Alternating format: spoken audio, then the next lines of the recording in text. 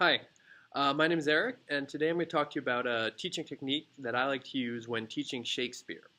I'm a drama major and English minor, so I'm fairly familiar with Shakespeare, and I'm going to have to teach it a lot, I'm guessing.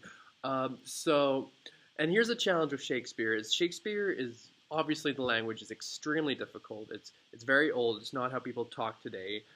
So it can be very difficult to understand, and it can be very difficult to understand for people who grew up speaking English. So for English language learners who have trouble, just with the basic speaking of English, it's extremely difficult for them to keep up with Shakespeare, to understand what it's saying, right? It can very easily just become a bunch of mumbo jumbo. Here's a strategy that I like to use when teaching Shakespeare, and it's very simple. The strategy is it's literally just taking one chunk at a time and then analyzing that chunk. And every line that every character has, you just do it one at a time. To show you what I mean, I have a script here from Hamlet, the ghost scene where Hamlet meets his father, the ghost. And if you'll notice, this is already a good tool right here. I got this from SparkNotes, and it's got the Shakespearean text on one side, and then the Shakespearean text translated into modern vernacular on the other side. Something that is very useful for students who are having trouble with Shakespeare. Even people who are very familiar with Shakespeare, it's nice to have common English on the side so that if you're not really understanding what it's saying, you can quickly look over and you have a better idea. So that's a good thing to have right there, but I'm going to go into my technique here right away. So what I would do for a classroom here is I would read the text, and instead of just reading through the scene really quickly, I'm going to take it one line at a time, and after each line I'm going to ask students if they know what this means, if they have an idea what this might mean, because if you just go through it all at once, it's just going to go right over their heads, especially students who aren't as proficient at English. So, for example, I'll start the scene here where Hamlet's father, Ghost, says, "My hour is almost come when I to sulphurous and tormenting flames must render up myself." So then I would ask this class, does anyone know what that means? Anyone have an idea of what that means when I to sulphurous and tormenting flames must render up myself? Right? And a student might raise their hand and say, maybe he's talking about the afterlife, the flames, the fires of hell. Maybe he has to give a message to Hamlet before he goes to purgatory.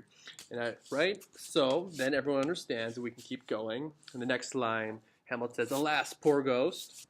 Fairly self-explanatory.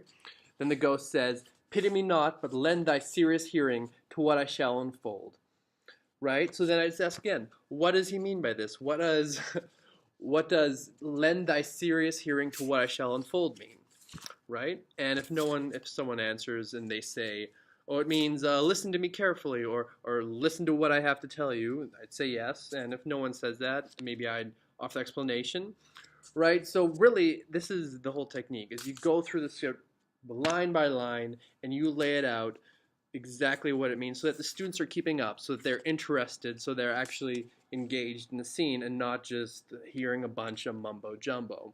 The downside to this, of course, it's very time consuming, so you can't do the whole play like this, but I find it's more effective to even just get one scene very clearly, very articulately. Then students will understand, and it'll be much easier for them to read the rest of the play like this.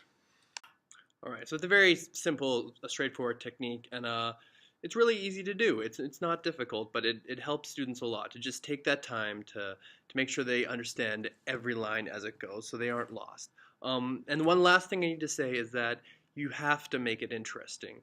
Shakespeare, you have to make it entertaining somehow. You have to get them engaged. And there's lots of ways to do this. For example, obviously acting it out. I remember when I was in high school, we did Macbeth, and we had this theme of the Three Sisters, and me and my two best friends would always go up and do the Three Sisters, and we'd act it out, and the whole class would love it, and we would love it, and we were enjoying Shakespeare, having a good time. Here's another example. I have a brick Shakespeare here. It's a Shakespeare turned into illustrated by Lego, and I actually have a scene from Hamlet right here that I was just reading, ghost scene, right? And there's lots of resources like this. There's lots of movies. There's lots of ways to make Shakespeare interesting and get students who have really having trouble to get them understanding it and get them interested in it. So that's really all I want to share with you today.